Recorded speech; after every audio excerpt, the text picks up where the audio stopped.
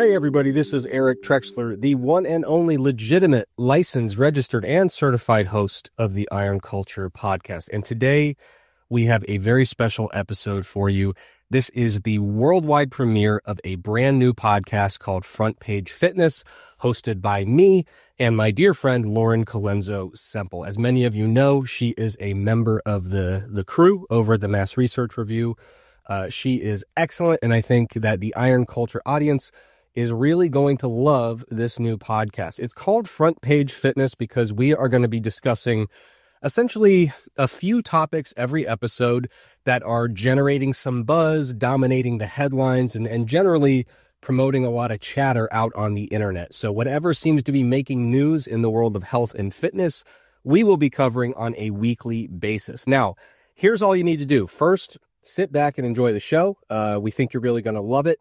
Then after that, make sure that you go like, rate, subscribe, and review on the other pages for Front Page Fitness. It is its own standalone podcast. It has its own Spotify page and YouTube page and all that stuff. So wherever you get Iron Culture, go find Front Page Fitness and make sure you subscribe today. Thanks so much and enjoy the show.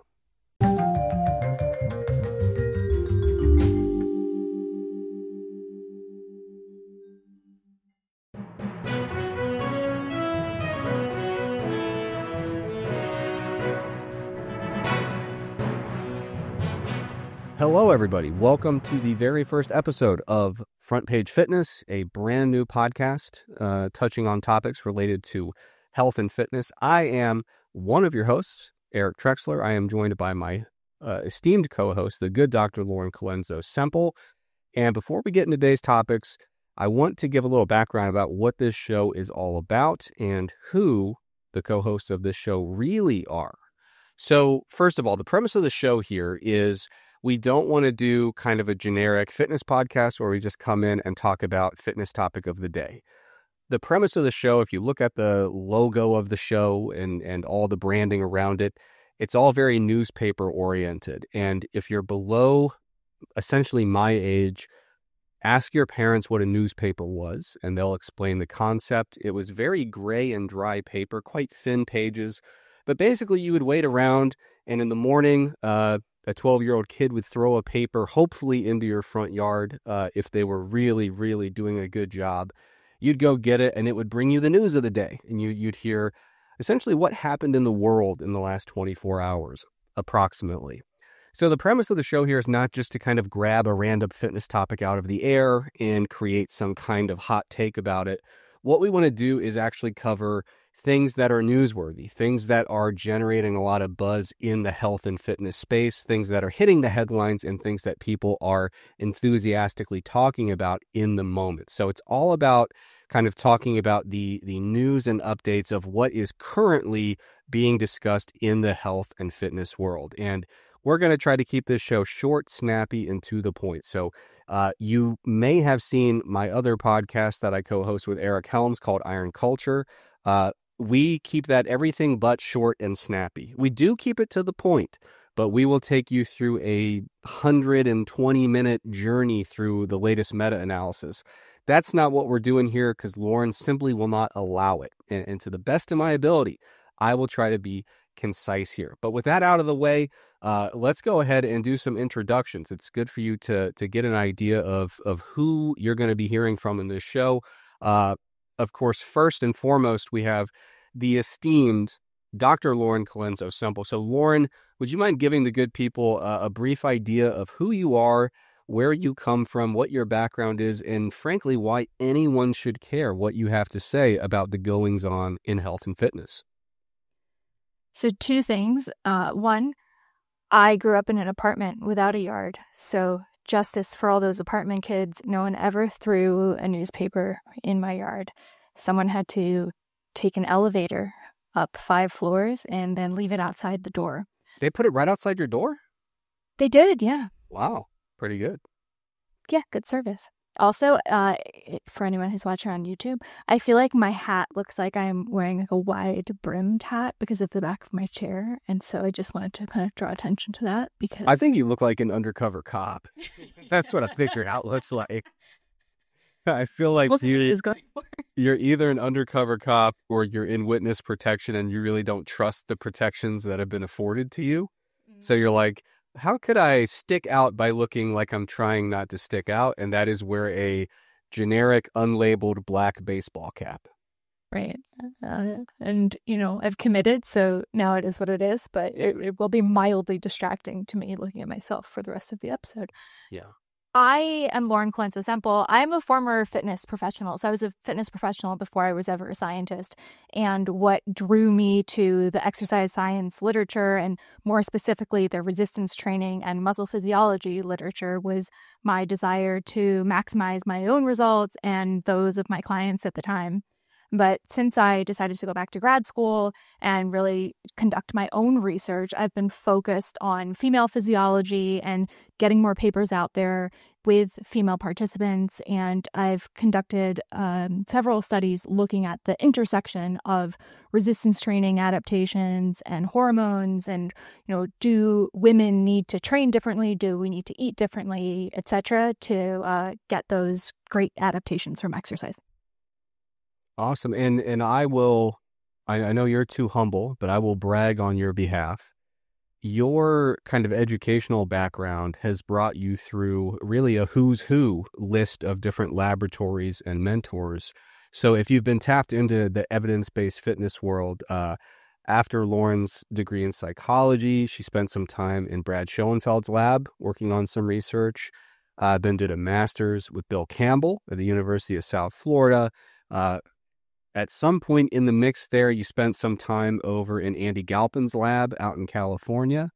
And then your PhD with Stu Phillips at McMaster University, which I personally, in my personal accreditation universe, I don't recognize Canadian universities, but I know people who believe McMaster is actually a fine school. And certainly Stu's lab is known for some of the best protein research in the world. So you have really quite the pedigree when it comes to your academic training. So, and you've missed up my collaborations with you. If we want to tell our origin story, because we have collaborated as well in the scientific space, as well as in the friend space and in the mass space. There's many arenas in which we intersect. Yeah. Our first collaboration was your master's thesis project. And I was kind of brought in because I've been buddies with Bill and collaborated with Bill, chipped in on the statistics a little bit, and the rest was history. Which is yet to be published. Sorry. Yeah, I was going to say, like, you do kind of owe me one on that. So if you could get that on my desk at some point. It's been, what has it been? Probably 7 years? Yeah. So if you can get that on my desk within the next 7, then that'll work out, I think. This feels like a reasonable deadline, but I'll talk to my team. I feel like 14 years is a good runway for a paper. Science is slow, Trex. It is. That's true. Yeah, we'll give it 14 to write, 28 to get through peer review, and by the time we retire, it'll be in there. But yeah, and as you alluded to, of course, we both work on the Mass Research Review, which is a monthly publication with written content, audio, video, where we talk about the newest studies in exercise, nutrition, and adjacent related topics. But Lauren, I feel like that's a good overview of who you are and what you're all about. I will briefly give a window into the tragedy that is my life. I went to the Ohio State University for undergrad, studied exercise science. After a short but storied wrestling career, I was told, you have met your quota for concussions. You cannot get any more. So at that point, I said, if I cannot do sport, I will study sport, and I will also do sport adjacent things like bodybuilding and powerlifting. So that's what kept me busy at Ohio State. Got into research, really enjoyed it, pursued that with a master's and PhD at UNC Chapel Hill. And after that, spent 5-ish years kind of bouncing around the fitness industry, doing various things, developed a fitness app, formulated some supplements, wrote a whole bunch of content. And now I am back in the research game. So about a year and a half ago, coming up on 2 years, actually, I accepted a research position here at Duke University, arch nemesis of my alma mater, UNC Chapel Hill. But it's only 9 miles apart, so that was convenient. But I love it here at Duke. And the best way to explain my research, I think, is by talking about what I did today, my role here at Duke. I taught sumo deadlifts to a class of students today. And then I analyzed some gorilla urine, and then I analyzed the urine of a pregnant woman to figure out how many calories they were each burning. So I feel like that's kind of your generic job. You go teach sumo deadlifts, then you analyze some gorilla urine, and before I leave, I need to ship some materials out to a zoo. So that old story, just your generic research and teaching job. It's really fun, but sometimes I look back at my daily schedule and I try to figure out how it makes sense and how I got here. But nonetheless, I love it. And that brings us to what we're doing now, which is Lauren, through Mass and through podcasting, we try to educate the good people about health, fitness, exercise, everything in between. But Lauren, one thing that you didn't mention in your introduction, perhaps you were being a bit too humble. You do have several degrees, and that's fine. But one of the few things you have that I actually acknowledge in my personal accreditation system is that you are a certified wine expert. I am, and we'll get to that. But before we do, why is it the Ohio State University? Well, first of all, it is. So it depends on what your definition of is and the are, if we want to get down to the kind of the semantics of it. I don't know exactly when it became a thing. My understanding, which may be false, is that in the original paperwork, they decided to make it the Ohio State University instead of Ohio State University. But then it became like a point of pride for some reason, and really just a point of like narcissism and well, it sounded like that when you said the Ohio State, like an announcer, you know. We started leaning into it to try to be as unlikable as possible, and so far it's going really well. Yeah, I have to say.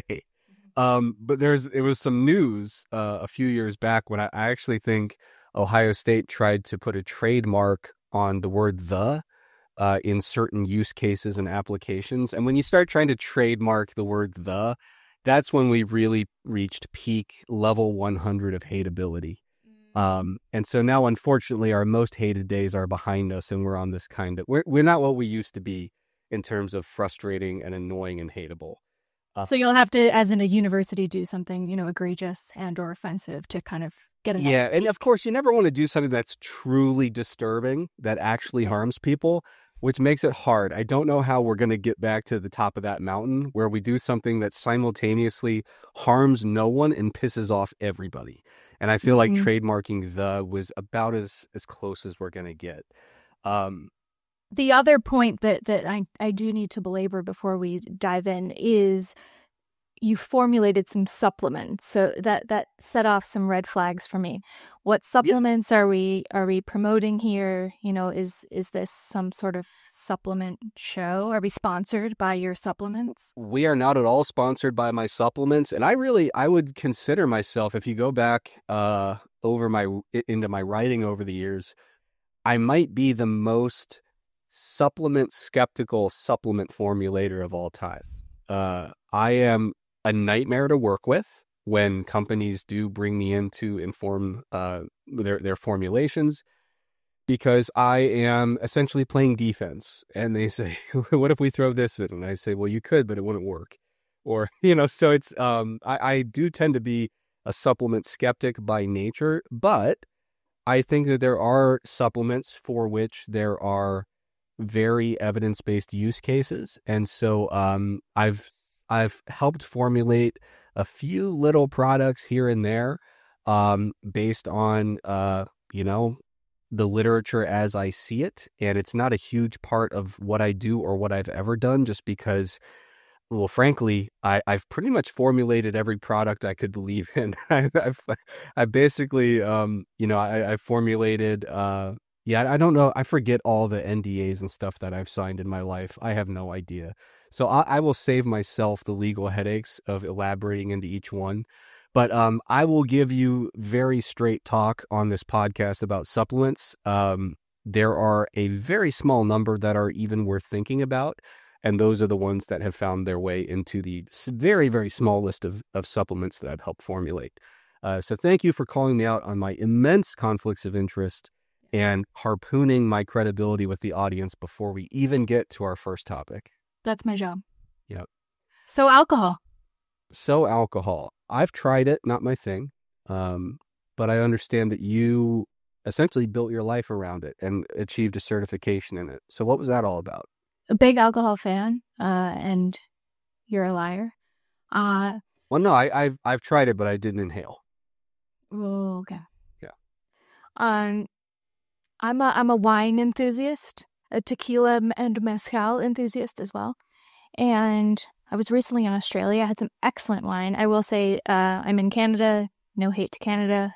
Their wine sucks. So I don't drink a lot of wine here. But I do have a certification from the Wine and Spirits Education Trust. Nice. What goes into achieving that certification, if I may ask? It's some coursework. A lot of it is the history of wine, different regions, how it's made, how it's categorized, and then there's some tasting involved at the end. But it's not all about the booze. It's more about the education, hence why Wine and Spirit Education Trust. Yeah. It's very legitimate, very academic. Good. In the regional stuff, they didn't get into like the Alberta valley of winemaking. You know, Canada was skipped in that course now that you mentioned. Yeah. The best wine comes from the Rocky Mountains. We all know it. Right. So there was recently in the news a story that for all the people like yourself pushing poison and encouraging people to drink this filth, this was probably not good for business. So the U.S. Surgeon General called for warnings on alcohol. And basically, there was a whole wave of studies and news stories that were kind of making their way to the forefront, making the headlines, and even some kind of government guideline documents, real thick documents going out and getting publicized that were really casting alcohol in a very negative light. So I was going to say no one ever called alcohol a superfood, but some people got kind of close.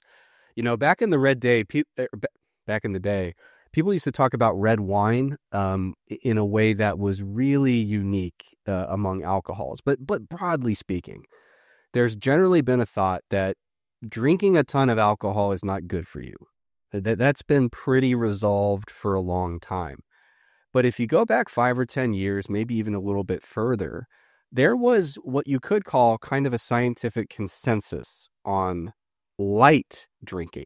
And the idea was that, of course, heavy drinking is bad for you for like a million different reasons.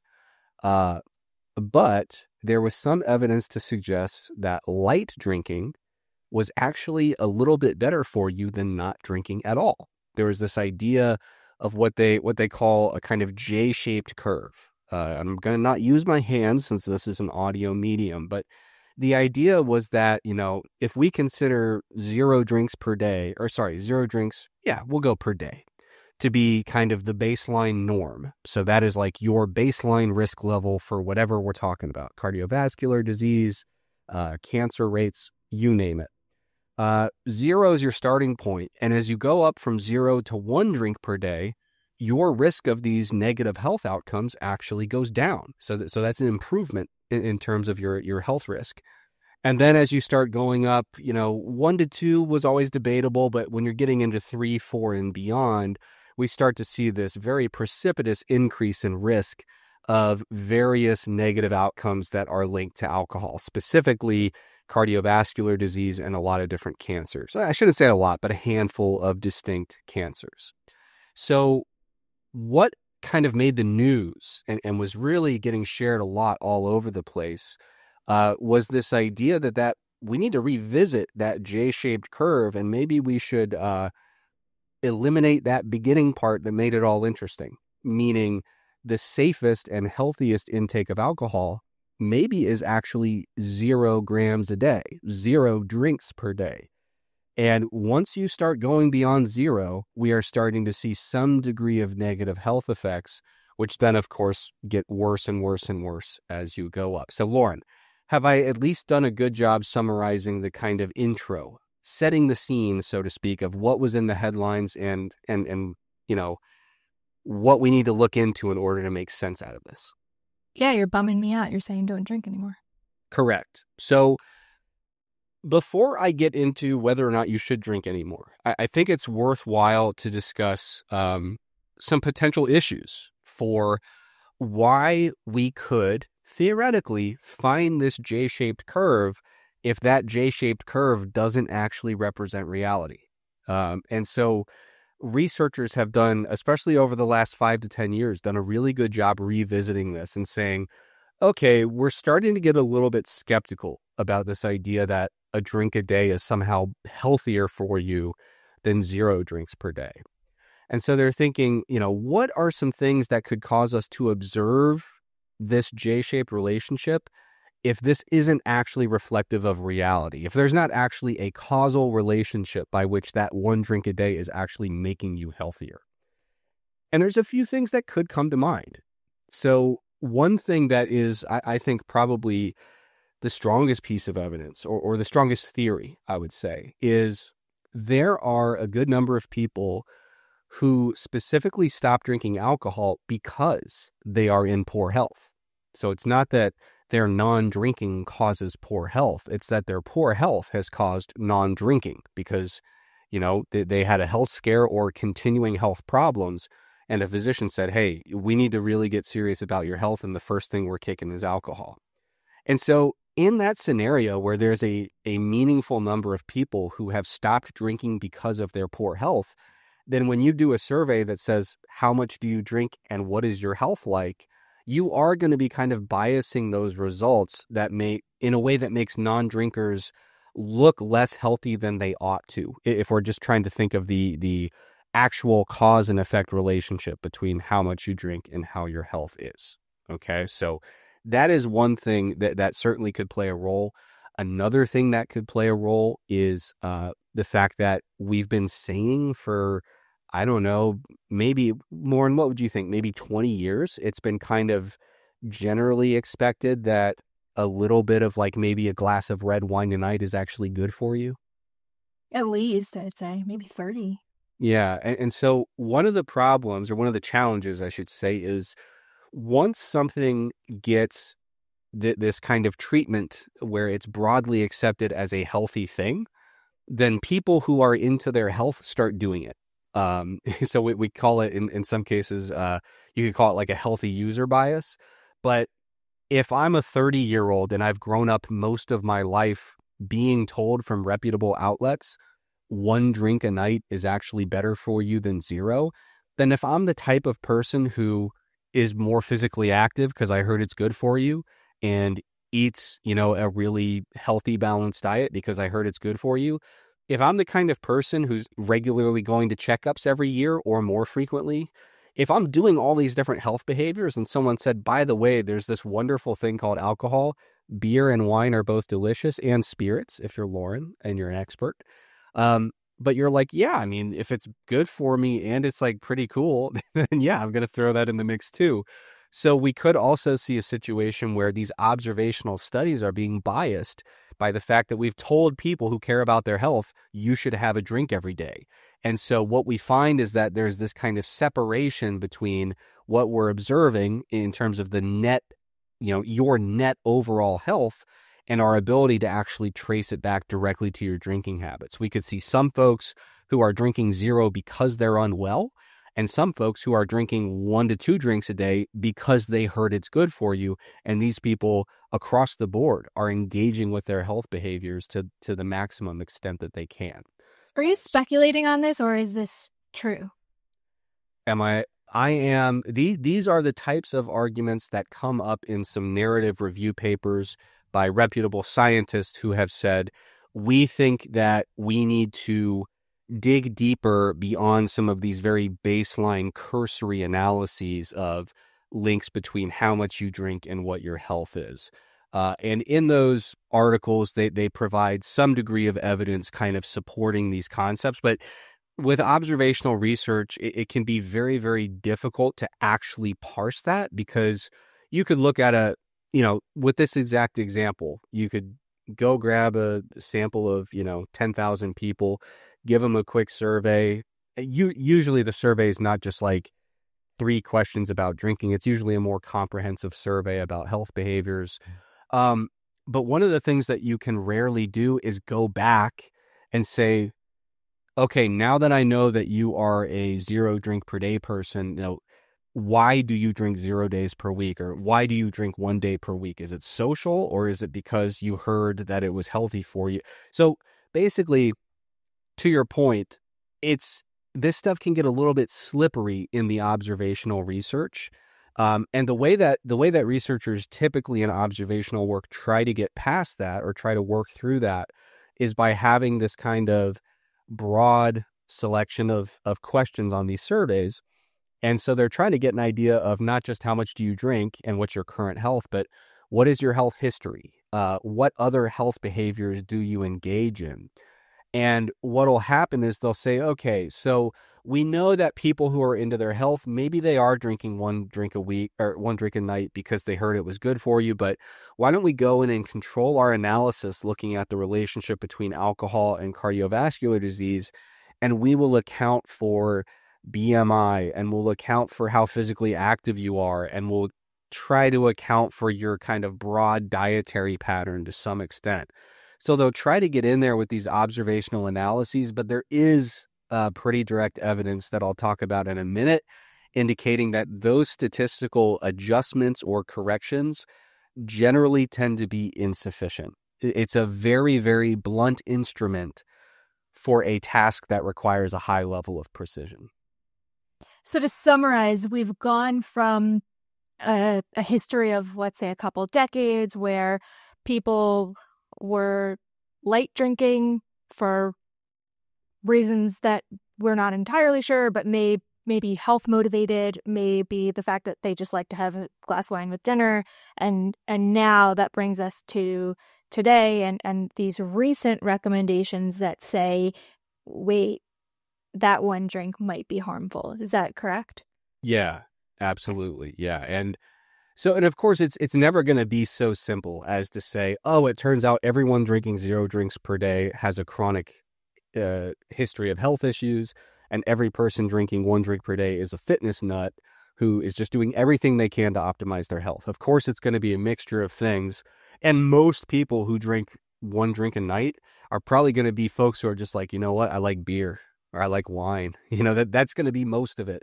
But the question is, to what extent do these situations and scenarios I just mentioned, to what extent might they be distorting the data? And to what extent are the typical tools for statistically adjusting for that, to what extent are those insufficient? And so, as readers of the Mass Research Review will know, I recently wrote an article where I tried to kind of pick out one article that I think did a really good job within a single study, kind of highlighting some of the limitations of what we used to do to answer this question, and also simultaneously showing what we find when we take a more updated approach with some more novel approaches to this observational research. So in that article, I talked about this really cool study where they did the original type of thing, right? So they looked at just questionnaire data in a big old sample of people. They tried to adjust for different lifestyle, behavior, and environment factors. And they did find this kind of, J-shaped curve that I mentioned that goes along with what we've been hearing for 20 years, right? What they did was, at first, they didn't do any adjustments, and they found this J-shaped curve. Then they did their adjustments the best they could, and they found there was still that J-shaped curve, but the, theoretically protective effect of 1 drink a day actually shrunk once they accounted for some of those other lifestyle factors. Again, a little bit of indirect evidence that maybe some of the folks who are drinking one drink a week because they believe it to be healthy, if we try to kind of correct for that by looking at physical activity and some of these other health behaviors, we shrink that apparent health effect, but it doesn't disappear completely. But what they also did was something called Mendelian randomization, where instead of just relying on a bunch of survey data, they actually look for kind of these genetic signatures that they can put together as a composite indicator that essentially shows your likelihood to be a drinker very reliably, while also having this genetic signature that does not also correlate with some of these other confounding variables that might, mess up the analysis and our ability to make these direct links between drinking propensity and the propensity for these adverse health outcomes. And so Mendelian randomization, that's a super brief description of it. It's fairly complicated and you could go into the weeds on it, but it is widely considered to be a really high level way to do this type of analysis, as long as you can confidently identify a very robust and targeted genetic signature, which is the case for this particular research question. And when they did this Mendelian randomization, ultimately what they found was the protective effect of 1, maybe 2 drinks a day at that point had completely vanished. Okay. And so there have been more studies that essentially, when you look at this literature in its totality, the more stringent you get with your methodology, whether it's through Mendelian randomization or other means, the more stringent you get, the more you're able to make that J shape kind of disappear. And, the higher quality of evidence, the less likely you are to find that 1 drink per day or 2 drinks per day actually has any kind of protective effect on health. So after, it's not like this was one study that came out in 2025 and everyone said, whoa, what's going on here? This has been developing over the last 5 or 10 years. People who have been identifying these flaws in prior literature, putting out new studies that are done with a little bit more nuance and some more stringent methodology. And it has reached that tipping point in terms of the scientific consensus where people have said, all right, enough is enough. We are seeing a trend materializing that is a little bit too hard to ignore now. And it brings us to what I would call kind of the updated consensus that really generated a lot of press and a lot of buzz this year, which is that when you do a really, really good job trying to parse out these factors, control for these confounding variables, and you use top of the line, super stringent methods, alcohol doesn't have a protective effect on health. And that is why you're seeing a lot of these government groups and researchers and public health officials and everything in between coming out and saying, it's time to break the bad news that you used to be able to pour your drink of wine for each evening and say, it's time for me to do something for my health and really enjoy it. And now we kind of have to come clean and say, it doesn't really seem like that's actually the case. So how do we go from it doesn't have a protective effect on health to, there should be more warnings, there should be labels, this is terrible, everyone stop drinking. Like, how do we take that leap? Because those don't seem to be one and the same. Because nuance is dead, Lauren, and it died a violent, painful death, and it's not coming back. That is my honest answer. Yeah. The reality is, so I gave you the bad news, which is that you used to kind of, not you, Lauren, the proverbial you used to sit down and say, what a lovely treat, a thing I enjoy. I unwind in the evening with a glass of red wine, and it's also good for me. Win, win, win. It's a little more complicated by that, but there's no reason for you to be like, sipping that glass of wine in terror and staring at a warning label saying like, hey, every drop that you drink of this is killing you slowly. Because that's just not what the data say. So when we use these, when the royal you or we use these methods to kind of look at a more rigorous look at the relationship between alcohol and health, it is true that the protective effect vanishes. However, what we find about the relationship between alcohol and these negative health outcomes is that the relationships are extremely non-linear, which basically means if you're having 1 drink a night, probably up even into 2 drinks a night, the effect on your health is pretty negligible. And that kind of depends on body size, for smaller individuals, and generally for females, just based on differences in alcohol metabolism and liver size and things like that. Generally, smaller individuals or females, we tend to say like maybe one drink a night. And Lauren, you'd be the expert. Do you know if that's purely based on body size or if it's like a genuine sex difference? Because they always say body size.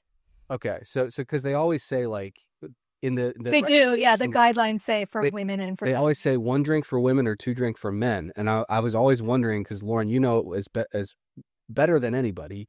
Sometimes there are true sex differences, and sometimes they're just like maybe we should just say that women are half the size of men, which is also they're like say smaller people or larger people or. Yeah. For people above a certain body weight, like I don't know. Yeah. So it's probably I would imagine a combination of body mass and liver size, which tend to be correlated to some extent. Probably, maybe. That I don't know. But either way, they used to say 1 to 2 per night would be healthy. Now I think a very evidence-based reframing of that is that 1 to 2 per night seems, from a health perspective, negligible. And from a fitness perspective, also negligible. There are now multiple randomized controlled trials where they give people either a placebo or 2 drinks a night of alcohol. And over an 8-week period, looking at their changes in performance, body composition, it makes no effect whatsoever.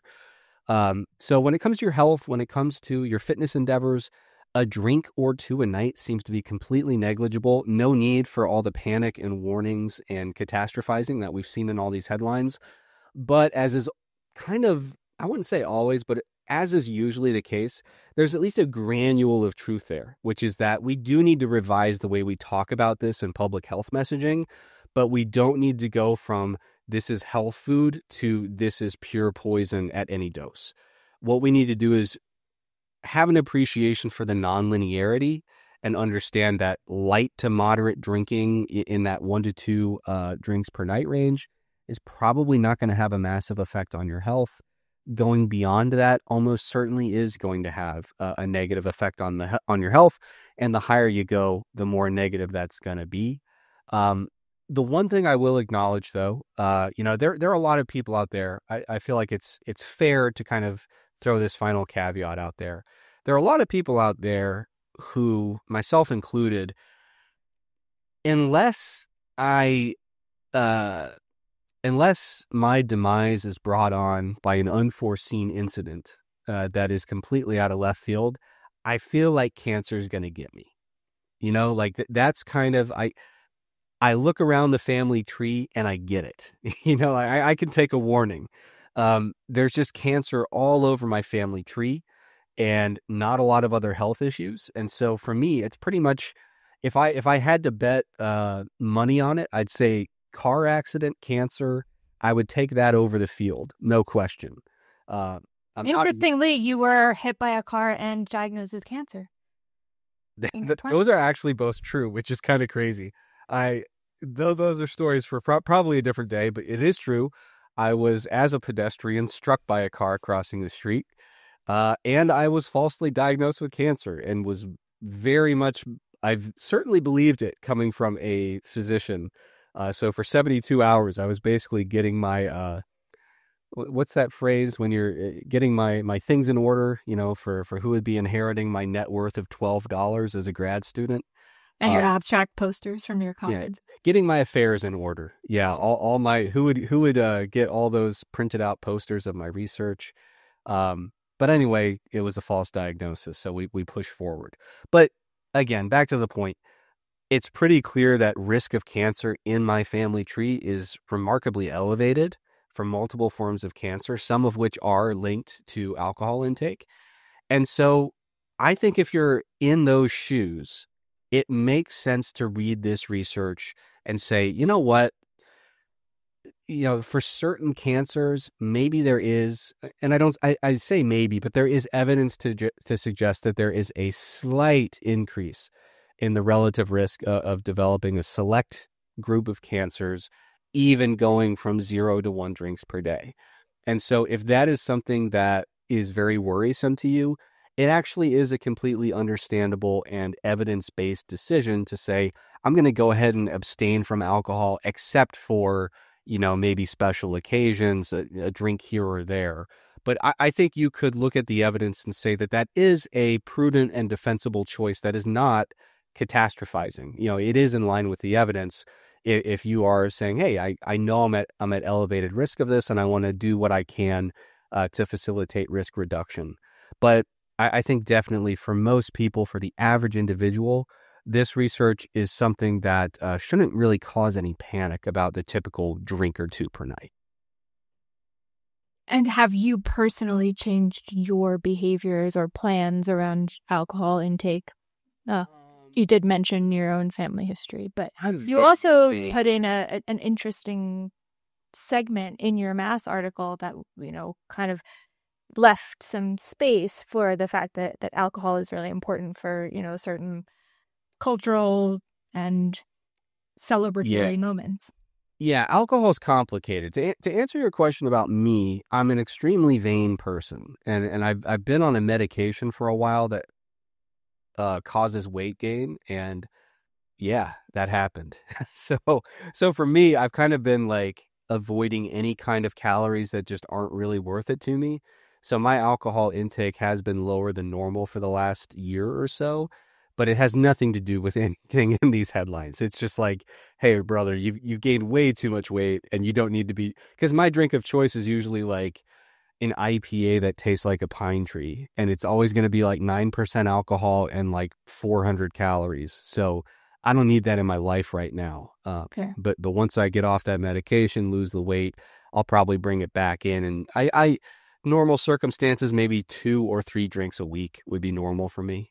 And that doesn't really, I don't lose a lot of sleep over that, but I could see why someone with my cancer risk based on familial history might want to just optimize their health. And another thing is, some folks who are just health optimizers, like there are people who are really, really into their health and they want to take everything to 100 and optimize everything. And listen, if that's who you are, then alcohol is not bringing you closer to your health and fitness goals if you're really obsessed about kind of optimizing everything. So that's another use case where you could say it makes sense to kind of sit that drink out.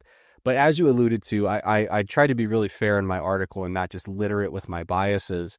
And part of that was acknowledging that alcohol, when you remove it from your life entirely and take a really dogmatic approach to that, it's not like it's all upside. There are some potential downsides where, you might be removing something from your life that is important to you. Like alcohol, different alcoholic drinks are really important in various cultures. If you're someone who's from an area that just takes pride in the wine they produce, and that's something that you really enjoy is sampling different wines, it's not a negligible cost when you say, I will never drink wine again because of this extremely minimal increase in potential risk of a disease that I probably won't get anyway. And there's also the social element, which is, I mentioned in the article, I got a bit more personal than I usually do in Mass, which is a very like scientific kind of writing style.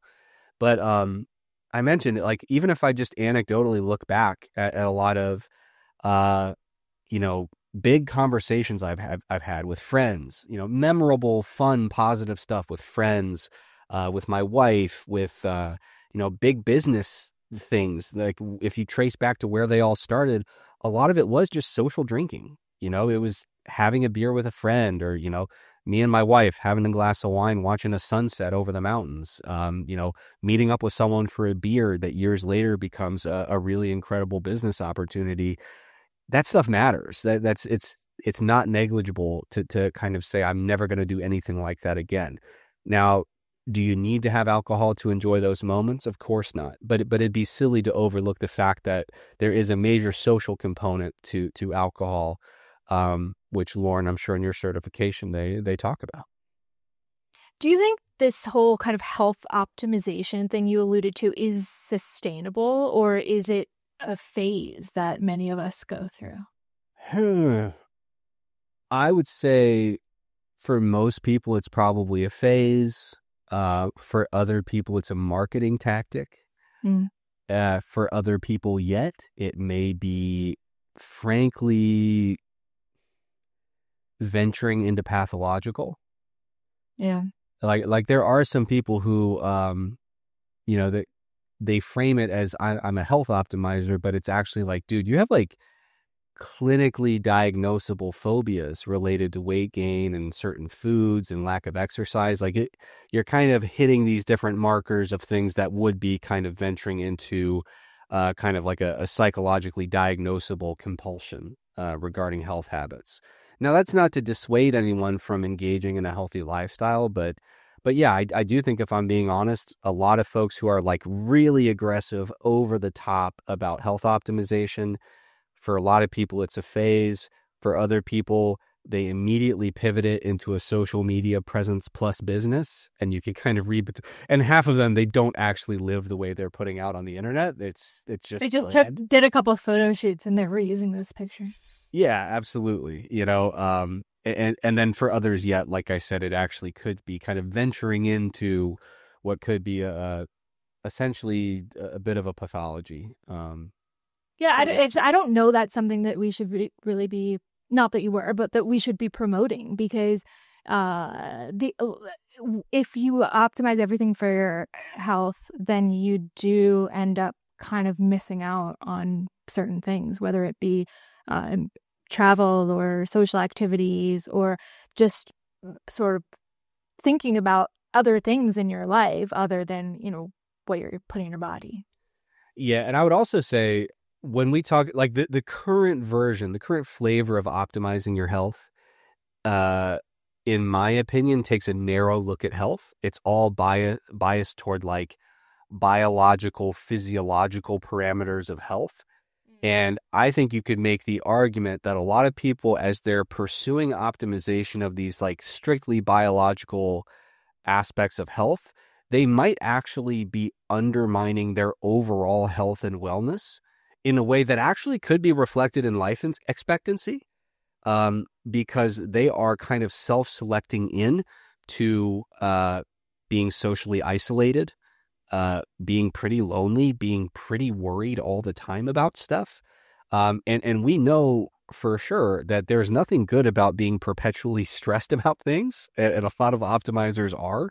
There's definitely a kind of personality type that goes with it, that it's really high on neuroticism.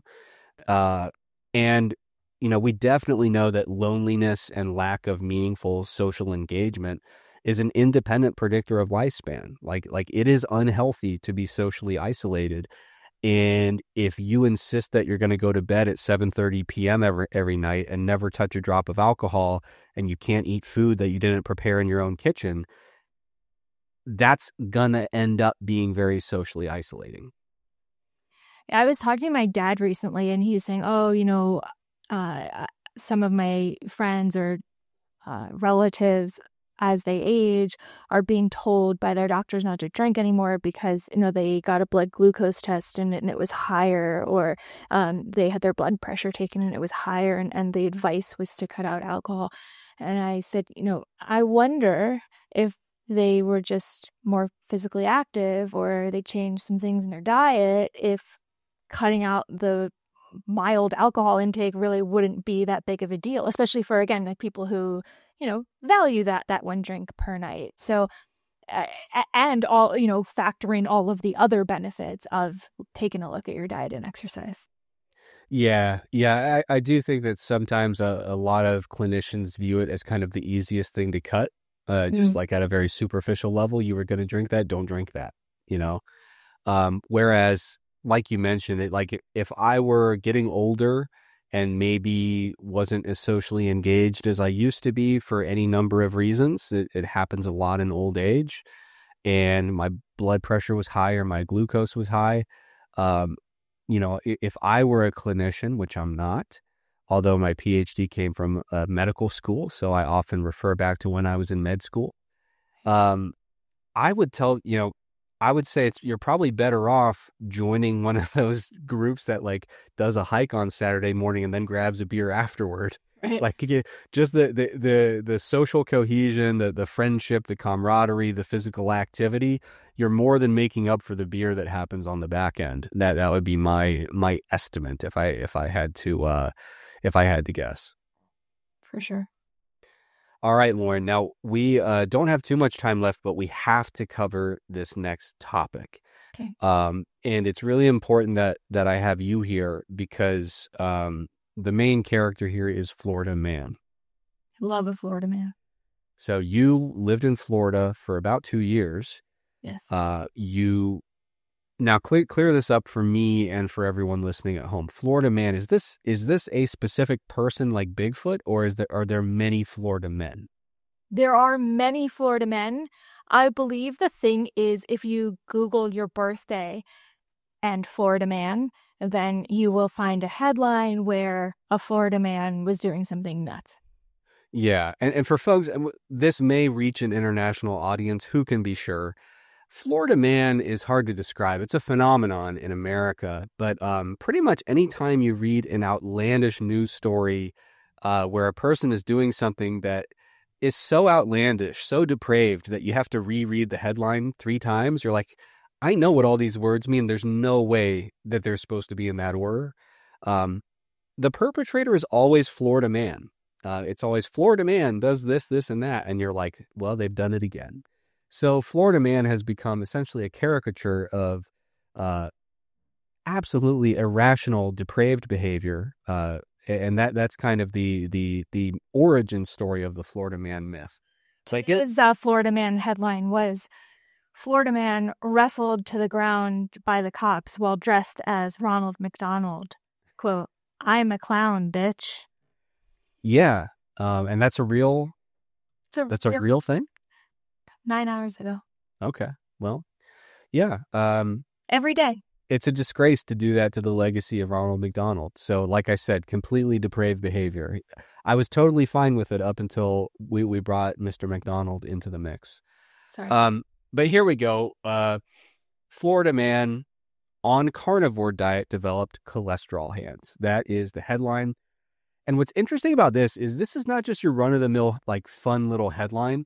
I'll a little look behind the curtain here, some inside baseball. Lauren generally carries most of the weight in terms of finding the headlines we're going to discuss on the show. And when she sends them to me, I expect it to be some wacky little news website, whatever. This came from the Journal of the American Medical Association. This is a very prestigious medical journal. And, of course, there were headlines all over different news websites. Yeah, to be clear, JAMA didn't use Florida Man in there. They did not. No, they did not. But the actual, like, when you get back to the source, this was a case report in the Journal of the American Medical Association. A man in his 40s presented with a 3-week history of asymptomatic yellowish nodules on his palms, soles, and elbows. And they have pictures in this case report, and it looks like cholesterol is essentially oozing out of this man's body. Now, it says the patient adopted a carnivore diet approximately 8 months before presentation, before seeking medical intervention. His dietary habits included high intake of fats consisting of, and Lauren, this is where they lost me, 6 to 9 pounds of cheese, sticks of butter, that's plural, sticks with 2 S's, and additional fat incorporated into his daily hamburgers. Now, daily, if you look at the structure of this sentence, daily hamburgers is the vehicle for which we are incorporating additional fat, sticks with 2 S's of butter, and 6 to 9 pounds of cheese. We've talked about this previously. I've gone back into it. There is no way to interpret this other than 6 to 9 pounds of cheese per day. So, Lauren, the first thing I want to ask you is how, why, and also what kind of cheese would you most be likely to be able to consume 6 pounds a day of? So are we to assume all meals were hamburgers? Like, was he eating the cheese? Presumably he's eating the cheese on the burgers, but 6 to 9 pounds of cheese on burgers, I guess it depends how many burgers you're eating. Yeah, it's difficult to say because, like, I mean, I'm not a burger person. I wouldn't claim to have more experience than anyone else. But if you think about, I've had burgers that have little things in them, right? You grind up the meat and maybe you have little chunks of something else in there. Yeah, you But could have cheese in a burger, like oh, in the for sure, patty itself. 100%. But the mathematics and the geometry of trying to get 6 to 9 pounds of cheese in per day, if you're Oh, actually, I have an ground idea. beef. So you have a burger, there's cheese in the patty, Mhm. and then you have cheese on top, obviously. And then you have your bun, and then you make a fondue, and then you're dipping your burger into a vat of fondue. Yeah, and one other thing you could do, I mean that on top of that Okay. is, I remember back in the day, I was amazed. This is when I was really in my protein era as a young meathead. Kentucky Fried Chicken used to be called that. Now it's just called KFC. They came out with a food. It was like a sandwich, but the top and bottom bread were actually fried chicken. So it was like fried chicken was the bread, and then there was other meat and stuff in the middle. So maybe he's just using two thick slabs of cheese as the top and bottom bread as well, which could be a pretty That substantial would make slab of sense. cheese. Yeah, well, I mean, especially if he's trying to limit his carbohydrates, then maybe you're right. It's cheese buns. Yeah. But anyway, it's just really difficult to imagine. Like at a certain point, like intellectually, I can understand incorporating these things into a patty, but it feels like to me you'd have to be eating like 31 pounds of ground beef a day to actually physically get these things into the patty and still have anything that resembles a burger. So I'm going to venture to say that this was probably more of a cheese ground beef butter casserole. Well, I think it's important to note that he mentioned like feeling great and I'm that going to he get had there. I'm lost going to get weight. there. Yes, he reported, and this is now in the medical literature, he reported weight loss, increased energy, and improved mental clarity. A physical examination, like I said, revealed multiple painless yellowish nodules on his palms and his elbows, and I believe also the soles of his feet. Now, the patient's cholesterol. Now, Lauren, generally you want to keep your cholesterol under 200 milligrams per deciliter. um, you do not want to exceed 1,000, and that is definitely what No. Florida Man did here. So, um, his baseline, they were able to look back at like what is normally this person's cholesterol. It was normally between like 210 and 300, which is elevated. If you're between 200 and like 240, I don't think they usually uh, make too much of a stink about it.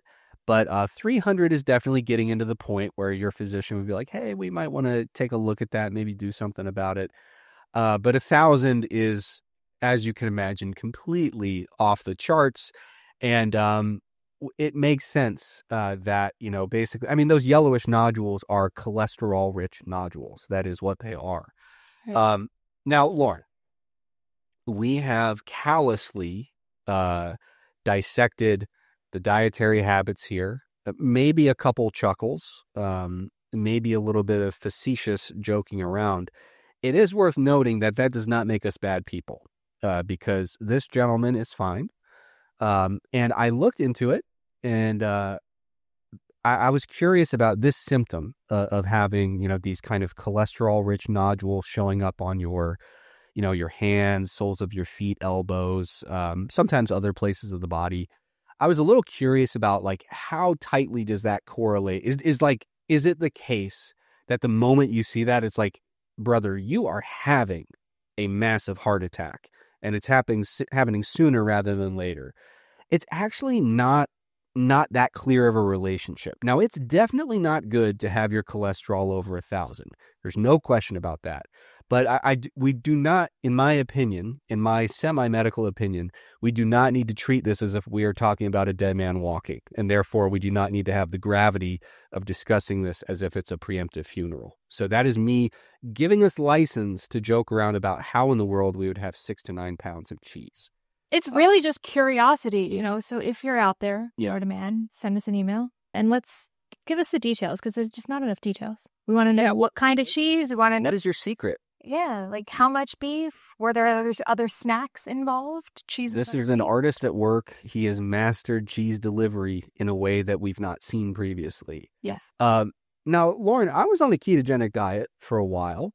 I did this way back in the day. That's not an endorsement, but I did try it back many, many years ago, maybe 2013-ish, 2014-ish. I was on it for about 6 to 9 months straight, I think. Not carnivore, but ketogenic. And so I've been there where, you do have a lot of ground beef and maybe you're kind of looking for ways to get some extra fat. You put butter on stuff that people normally don't put butter on. Maybe you incorporate more olive oil. But never in my life have I dared to have the ambition to even approach 6 to 9 pounds of cheese. That truly is a feat. And I am, growing up in Ohio, I am growing up in the Ohio, I'm your salt of the earth Midwestern guy. We like cheese as much as the next person, but we have a delivery system that we call Cheez Whiz. And we take a lot of pride in our cheese products. We have the Kraft Singles. That is probably the number one cheese in the Midwest. Number 2 would be the Cheez Whiz. And then probably third would be fried cheese curds, which is exactly what it sounds like. And is honestly, we need to call this guy and say, hey, if you're trying to get fat and cheese in the mix, you really missed the boat on fried cheese curds. There is a little bit of breading, but I feel like you can make it work. But all of that is to say, if you forced me to try to get to that 6 pound a day quota, even if we're going low end, like you said, it's got to either be fondue or Cheez Whiz. I need to kind of liquefy this cheese in some way just to try to get it down. I don't think I could. How many cans of Whiz would you need to get to 9 pounds? Believe it or not, it's been a minute since the last time I bought a big old can of Cheez Whiz. I forget the denominations, but I feel like, especially if you drive up 50 cans of Whiz. If you drive up toward Wisconsin and go to like a Costco in Wisconsin, I bet you can find like one that you can't even hold. Yeah, you can probably buy it by the barrel, I would think. But no, all of that is to say, folks, listen, there is a moral to the story here. Fad diets are not to be messed with. There are cases where, for brief periods of time, something resembling a carnivore diet may be indicated.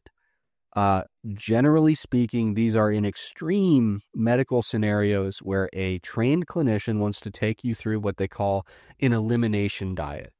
And the idea is to kind of strip your diet down to the bare bones if you're having all sorts of symptoms that may be related to food allergies, and they're trying to, or maybe a gastrointestinal chronic pathology, and they're just trying to figure out what foods can we incorporate into your diet on a regular basis that do not exacerbate these very atypical, medical constraints that you're experiencing with food intake.